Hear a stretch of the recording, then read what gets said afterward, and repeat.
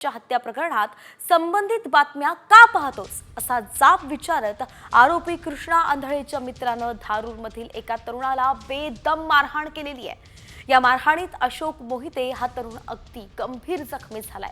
त्याच्यावरती सध्या लातूरच्या खासगी रुग्णालयात उपचार सुरू आहेत। त्याची तब्येत नेमकं कशी आहे हे आपण सध्या साम टीव्हीवरती पाहू शकतोय।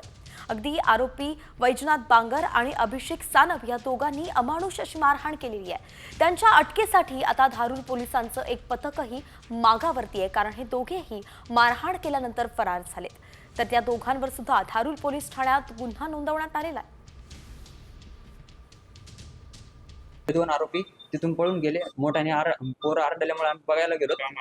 त्यांनी कारण त्यांचं एकच होतं की जे वाल्मिक कराडचे व्हिडिओ आहेत काही, आणि जे काही त्यांचे काही टेटस आहेत, ते टेटस का बघतात तुम्ही, आणि तुम्ही मराठी साले मारलेले आहेत असं तसं म्हणून त्यांनी मारहाण केलेली आहे।